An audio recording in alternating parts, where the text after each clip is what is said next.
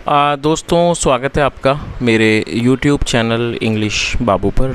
और आज मैं फिर हाजिर हूँ आपके साथ एक नई स्टोरी लेकर। और दोस्तों, आज जो कहानी मैं आपके लिए लाया हूँ बहुत ही प्यारी मनोरंजन से भरपूर कहानी है। कहानी सुनने में आपको मज़ा आएगा। उसके अलावा दोस्तों, आज की इस कहानी में आपको कुछ नए इंग्लिश के वर्ड मीनिंग सीखने को मिलेंगे, उनकी करेक्ट प्रोनाउंसिएशन के बारे में पता चलेगा। और हमेशा की तरह जो इसका ग्रामर का पार्ट है उसे बिल्कुल डिटेल में कवर करेंगे, तो एक एक स्ट्रक्चर को आप बड़ी आसानी से सीख पाएंगे। तो चलिए दोस्तों, आज की इस कहानी को हम शुरू करते हैं। और सबसे पहले कहानी का टाइटल देखते हैं। कहानी का टाइटल है द रियल ऑनर। दोस्तों, रियल का मतलब होता है असली या फिर वास्तविक, ऑनर मतलब मालिक, असली मालिक। तो दोस्तों, ये आज की इस कहानी का टाइटल है, शीर्षक है। और अब मैं इसे पढ़ना शुरू करता हूँ। आपसे रिक्वेस्ट है आप इस कहानी को बिल्कुल ध्यान से सुने। यदि आज की कहानी में आपको कोई नया शब्द या फिर नया स्ट्रक्चर मिले तो आप उसको नोट करें, और यदि कहानी अच्छी लगे तो लाइक भी ज़रूर करें। तो चलिए इसको शुरू करते हैं। Akbar was a great emperor. क्या अर्थ हुआ? दोस्तों, ये एक सिंपल पास्ट का सेंटेंस है। सिंपल पास्ट का मतलब होता है जब हम पास्ट में कोई ऐसा वाक्य बनाएं जहां वॉज या वर का इस्तेमाल हेल्पिंग वर्ब के रूप में किया जाता है, साथ में नाउन या एडजेक्टिव को लेकर वाक्य बनाया जाता है। ग्रेट का मतलब है महान और एम्परर का मतलब सम्राट। Akbar was a great emperor. Akbar एक महान सम्राट थे। He had several subsidiary kings ruling under his power। दोस्तों, ये जो वाक्य है ये एक पास्ट पजेसिव सेंटेंस है। पास्ट पजेसिव मतलब जब हम ये दर्शाते हैं कि पास्ट में किसी को पास कुछ था, तो ऐसे वाक्यों को पास्ट पजेसिव कहा जाता है। और पास्ट पजेसिव में हैड का यूज़ हेल्पिंग वर्ब के रूप में किया जाता है। He had, उनके पास थे, several subsidiary kings, अनेक अधीनस्थ राजा। दोस्तों, सब्सिडरी किंग का मतलब होता है अधीनस्थ या फिर एक सहायक राजा। मतलब ऐसे राजा या कह सकते हैं ऐसे सामंत जो एक मुख्य सम्राट के अंतर्गत या उनके अधीन होकर काम करते हैं, उनको सब्सिडरी किंग्स कहा जाता है। तो क्या अर्थ हुआ कि उनके पास कई अधीनस्थ राजा थे, रूलिंग जो शासन कर रहे थे, अंडर हिज पावर, उनकी अंडर हिज पावर मतलब कि उनके शासन में। वंस वन सच किंग, एक बार ऐसा ही एक राजा, थॉट, उसने सोचा, ऑफ मीटिंग बीरबल। क्या अर्थ हुआ सर? क्या अर्थ हुआ इस लाइन का? कि एक बार ऐसे ही एक राजा ने अकबर से, बीरबल से मिलने की सोची। He wanted to know how clever he really was as he had heard a lot about him from other people. दोस्तों, ये जो वाक्य है ये एक पास्ट इंडेफिनिट का अफर्मेटिव वाक्य है जहाँ सेकंड फॉर्म लगाई जाती है। वांट मतलब चाहना, सेकंड फॉर्म वांटेड। और इस वाक्य में दो वर्ब का प्रयोग किया गया है वाक्य को बनाने के लिए। तो जब हम कोई भी दो वर्ब का वाक्य बनाते हैं तो पहली वर्ब के बाद हमें टू यूज़ करना है, टू के बाद वर्ब की हमें फर्स्ट फॉर्म लगानी होती है। तो इस तरह के दो वर्ब के वाक्यों को बनाया जाता है। ही वॉन्टेड टू नो, वह जानना चाहता था, how clever he really was, कि वह कितने चालाक हैं। एज, क्योंकि ही had heard a lot about him from other people.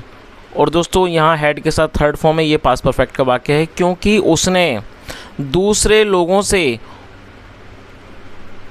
उनके बारे में बहुत सुना था। तो इस तरह से पूरी लाइन का अर्थ निकला कि वह जानना चाहता था वह कितने चालाक हैं, क्योंकि उसने दूसरे लोगों से उनके बारे में बहुत कुछ सुना था। और ये किसके बारे में बात हो रही है? किसके बारे में? बीरबल के बारे में।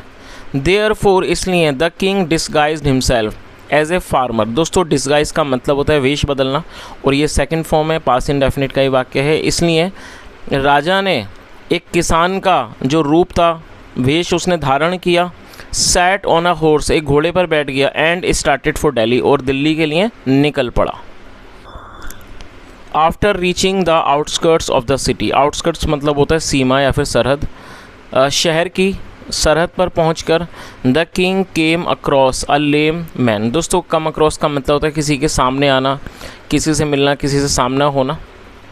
और लेम का मतलब होता है लंगड़ा। क्या अर्थ हुआ कि after reaching the outskirts of the city, शहर के सरहद पर पहुंचकर या सीमा पर पहुंचकर, the king came across a lame man, राजा एक लंगड़े आदमी से मिला। Who was requesting the passer by. दोस्तों, हु एक रिलेटिव प्रोनाउन है, जब हम रेफरेंस देते हैं तो इसका यूज़ किया जाता है। और ये पास्ट कॉन्टिन्यूस का वाक्य है। ऐसे वाक्य जहाँ रहता रहती वाक्यों के टेल पर आते हैं, ऐसे वाक्यों में वॉज या वर के साथ आईएनजी फॉर्म का यूज़ किया जाता है। तो क्या अर्थ हुआ? Who was requesting the passer by, passer by मतलब होता है राहगीर, जो राहगीरों से अनुरोध कर रहा था, सर श्रीमान, आई एम लेम, मैं लंगड़ा हूँ। और दोस्तों ये सिंपल प्रेजेंट है, सिंपल प्रेजेंट में इज एम आर का यूज़ हेल्पिंग वर्ब के रूप में किया जाता है। तो क्या अर्थ हुआ कि वो अनुरोध कर रहा था, सर आई एम लेम, कि श्रीमान मैं लंगड़ा हूँ। I want to go to Delhi, मैं दिल्ली जाना चाहता हूँ। और दोस्तों ये जो वाक्य है यहाँ भी दो वर्ब का प्रयोग किया गया है। ये प्रेजेंट इंडेफिनिट का अफर्मेटिव वाक्य है और ऐसे वाक्यों में आई वी यू दे प्लूरल में फर्स्ट फॉर्म लगाई जाती है, ही शी इट और सिंगुलर में फिफ्थ फॉर्म लगाई जाती है। और यहाँ दो वर्ब का प्रयोग है तो पहली वर्ब के बाद टू फिर फर्स्ट फॉर्म लगाई गई है। दोस्तों यहाँ पर मैं आपको प्रेजेंट इंडेफिनिट के ही दो वर्ब के दो सेंटेंस देना चाहूँगा प्रैक्टिस के लिए। आप उन दोनों को ट्रांसलेट करके कमेंट में बताएं। नोट कर लीजिए, पहला वाक्य है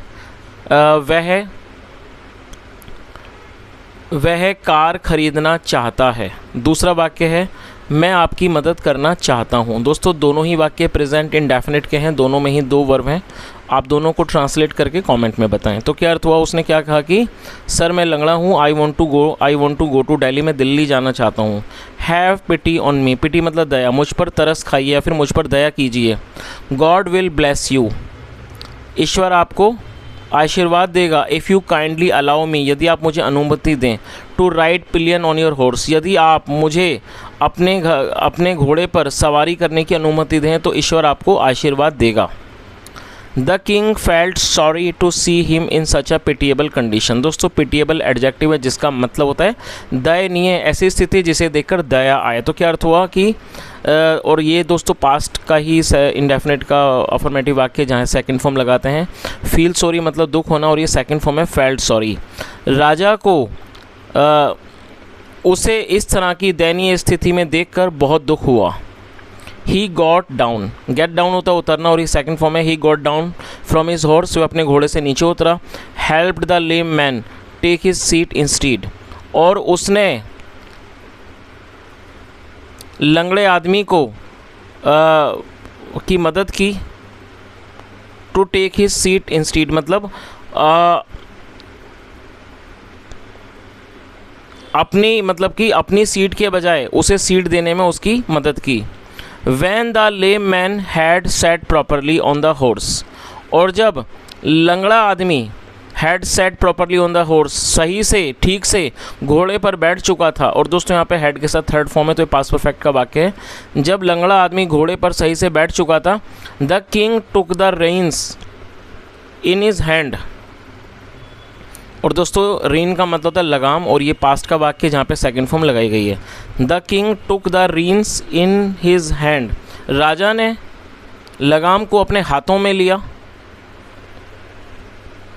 and started leading the horse on foot, और घोड़े को ले जाने लगा। लीड मतलब ले जाना, घोड़े को ले जाने लगा। ऑन फुट मतलब कि पैदल। तो दोस्तों इस चीज़ का मतलब आपको समझ आ ही गया होगा। जब ये राजा था जो सिर्फ बीरबल को देखना चाहता था, क्योंकि उसने बीरबल के बारे में काफ़ी कुछ सुना था कि बीरबल बहुत ज़्यादा चालाक आदमी हैं, तो वो इस बात को जानना चाहता था क्योंकि उसने काफ़ी कुछ सुना था। तो वो वेश बदल कर गया एक किसान के रूप में और वो एक घोड़े पर बैठ गया। और जब वो सरहद पर पहुंच गया तो वहाँ पर उसे एक लंगड़ा आदमी मिला जिसने उससे अनुरोध किया कि कृपया मुझे मतलब कि अनुमति दें आपके घोड़े पर बैठने की। तो जो राजा था उसको बहुत दया आई उसके ऊपर और वो खुद उतर गया और उसने उसको अपने स्थान पर बिठा दिया घोड़े पर, और वो खुद घोड़ा लेकर पैदल चलने लगा। वैन दे रीच दिल्ली, जब वो दिल्ली पहुँच गए, और दोस्तों ये सेकंड फॉर्म है पास्ट का ही वाक्य। जब वो दिल्ली पहुँच गए, the king said to the lame man, राजा ने लंगड़े आदमी से कहा वी हैव रीच्ड दिल्ली। और दोस्तों ये प्रेजेंट परफेक्ट का वाक्य है। प्रेजेंट परफेक्ट मतलब वर्तमान में क्रिया का पूरा होना, पाया जाना। ऐसे वाक्यों में हैज़ या हैव के साथ थर्ड फॉर्म लगाई जाती है। तो क्या अर्थ हुआ, वी हैव रीच्ड दिल्ली, हम दिल्ली पहुंच चुके हैं। नाउ अब, please get down from the horse, अब कृपया करके घोड़े से उतर जाइए। And go where you want, और जहां आप जाना चाहते हैं चले जाइए। आगे देखिए,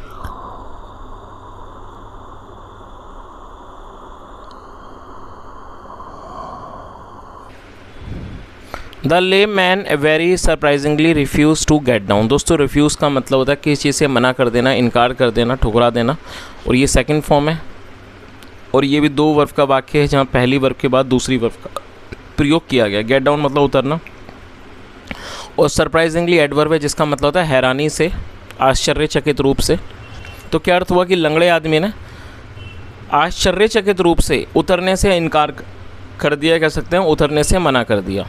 इंस्टीड, उसकी बजाय, ही स्टार्टेड शाउटिंग एंग्रीली, वह गुस्से से चिल्लाने लगा। शाउट करने का मतलब चिल्लाना, और ये फोर्थ फॉर्म है। तो क्या अर्थ हुआ, इंस्टीड, इंस्टीड मतलब की बजाय, इंस्टीड इसकी बजाय, ही स्टार्टेड शाउटिंग एंग्रीली, वह गुस्से से चिल्लाने लगा। हाउ डेयर यू, तुम्हारी हिम्मत कैसे हुई। You seem to be a wicked person, और सी मतलब लगना, प्रतीत होना, तुम एक चतुर आदमी लगते हो। विकेट मतलब चतुर, चालाक, धूर्त, तुम एक धूर्त आदमी लगते हो।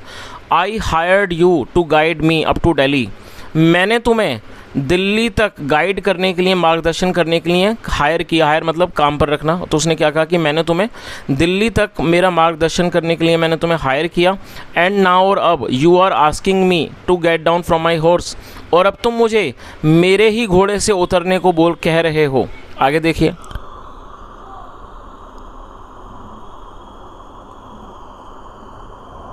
The king was astonished. दोस्तों एस्टोनिश्ड का मतलब होता है बहुत ज़्यादा हैरान, परेशान हो जाना, एडजेक्टिव है। जो राजा था वो हैरान हो गया। He did not know what to do, वह नहीं जानता था क्या करे। और दोस्तों ये पास्ट इंडेफिनिट का नेगेटिव वाक्य है, जहाँ पर सब्जेक्ट के बाद डिड नॉट फिर फर्स्ट फॉर्म लगाई जाती है। तो क्या अर्थ हुआ कि जो राजा था वो हैरान हो गया, वह नहीं जानता था कि क्या करे। सीइंग हिम साइलेंट, उसे खामोश देखकर, the lame man shouted again, लंगड़ा आदमी दोबारा चिल्लाया। आरंट यू अशेम्ड, अशेम्ड का मतलब होता है किसी चीज़ की क्या लज्जा होना, और ये एडजेक्टिव है, शर्मिंदगी होना, शर्मिंदा होना। तो क्या अर्थ हुआ कि सीइंग हिम साइलेंट, उसे खामोश देखकर, the lame man shouted again, लंगड़ा आदमी दोबारा चिल्लाया। आरंट यू अशेम्ड, क्या तुम शर्मिंदा नहीं हो।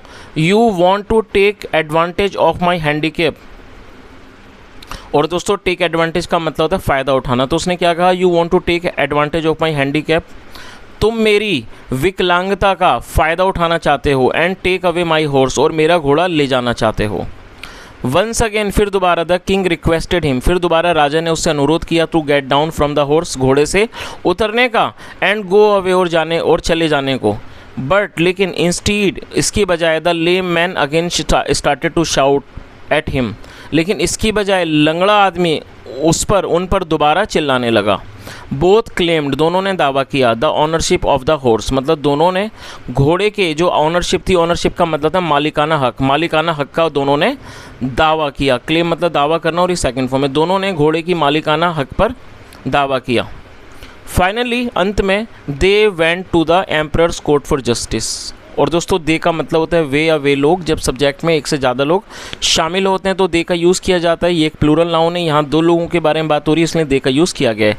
फाइनली मतलब कि अंत में, या फिर अंततः, आखिर में, अंततः, they went to the emperor's court for justice, justice मतलब न्याय, अंततः आखिरकार वह न्याय के लिए राजा के, या कह सकते हैं सम्राट के दरबार में गए।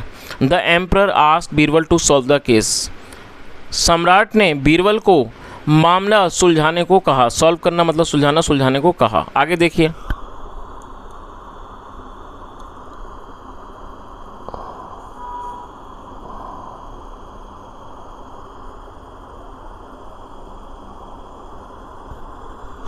Birbal listen to both of them carefully, Birbal ने दोनों की बात ध्यान से सुनी। And asked a servant to the horse, asked a servant to tie the horse, tie मतलब बांधना, और एक नौकर को घोड़े को बांधने को कहा। इन द रॉयल स्टेबल, शाही अस्तबल में। स्टेबल का मतलब होता है दोस्तों अस्तबल, जहाँ पर घोड़े वगैरह बांधे जाते हैं। तो पूरी लाइन का क्या अर्थ हुआ कि बीरबल ने दोनों की बातों को बड़े ध्यानपूर्वक सुना, और एक नौकर को घोड़े को शाही अस्तबल में बांधने को कहा। देन फिर, he asked the lame man, फिर उसने लंगड़े आदमी से कहा, एंड द फार्मर, और किसान से, to meet him in the next day, कि वो उनसे अगले दिन मिलें। आगे देखिए, द नेक्स्ट मॉर्निंग, अगली सुबह, वैन दे अराइव्ड, जब वे दोनों आ गए, अराइव मतलब आना, और ये सेकंड फॉर्म है। वैन दे अराइव्ड, जब वे आ गए, Birbal took them to the stable, Birbal उन्हें अस्तबल ले गए। और दोस्तों टेक मतलब ले जाना होता है, और ये सेकंड फॉर्म में टुक, पास्ट का ही वाक्य है, आप इसे नोट भी कर लें। तो क्या अर्थ हुआ कि अगले दिन, व्हेन दे अराइव्ड, जब वे आ गए, Birbal took them to the stable, Birbal उन्हें अस्तबल ले गए। There were several horses in a row, row मतलब पंक्ति, लाइन, वहाँ एक ही लाइन में, एक ही पंक्ति में कई सारे घोड़े थे। Birbal first asked the lame man to identify his horse, दोस्तों आइडेंटिफाई का मतलब होता है पहचान करना। बीरबल ने सब पहले लंगड़े आदमी को अपने घोड़े की पहचान करने को कहा। आइडेंटिफाई मतलब पहचान करना, शिनाख्त करना। बीरबल ने लंगड़े आदमी को पहले लंगड़े आदमी को अपने घोड़े की पहचान करने को, शिनाख्त करने को कहा। But the lame man failed to identify the horse. Fail का मतलब विफल हो जाना, लेकिन लंगड़ा आदमी अपने घोड़े की पहचान करने में विफल हो गया। And walked out of the stable, और वो अस्तबल से निकलकर चला गया। देन फिर बीरबल आस्क्ड द किंग, फिर बीरबल ने राजा से पूछा, in disguise of a farmer, जो एक किसान के भेष में था। टू आइडेंटिफाई करने को कहा, हिज हॉर्स, अपना घोड़ा। The king at once recognised his horse. दोस्तों रिकॉग्नाइज मतलब पहचानना होता है, और ये सेकंड फॉर्म है। राजा ने, एट वंस मतलब तुरंत, राजा ने तुरंत अपने घोड़े को पहचान लिया। The horse also need at the site of his master. दोस्तों नी का मतलब होता है हिनहाना, और जो घोड़ा था वो भी अपने मालिक की साइट पर मतलब कि को देखकर वो भी हिनहिनाया। और दोस्तों ये बड़ी कॉमन सी बात है, जब जानवर अपने मालिक को देखते हैं तो कोई ना कोई वो इस तरह से बॉडी लैंग्वेज के द्वारा इशारा देते हैं। आगे देखिए, he gave the horse back to the king. और दोस्तों गिव मतलब देना, सेकंड फॉर्म गेव, बैक मतलब वापस। He gave the horse back to the king, उसने घोड़ा वापस राजा को दे दिया। And punished the lame man for cheating, और लंगड़े आदमी को पनिश किया। पनिश मतलब दंड देना, सज़ा देना, और लंगड़े आदमी को चीटिंग करने के लिए, धोखाधड़ी करने के लिए सज़ा दी। पनिश किया मतलब उसको दंड दिया। The king in disguise was extremely please to see Birbal's intelligence. दोस्तों इंटेलिजेंस का मतलब होता है बुद्धिमानी। राजा बीरबल की जो राजा था इस बदले हुए भेष में, वो बीरबल की बुद्धिमानी को देखकर बहुत ज़्यादा अत्यंत खुश हुआ। He disclosed his real identity. Disclose का मतलब खुलासा करना, और ये सेकंड फॉर्म है।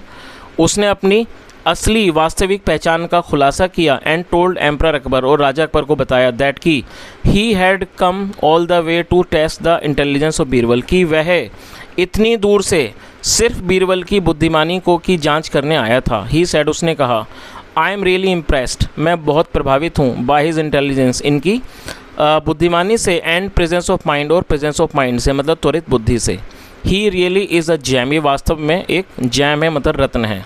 Emperor Akbar became very happy, राजा अकबर बहुत खुश हुए। And received the king with due honour, और उन्होंने राजा को उनके जो ड्यू ऑनर था, मतलब जो एक सम्मान होता है, उसके साथ उन्होंने राजा को रिसीव किया, राजा का अतिथि सत्कार किया।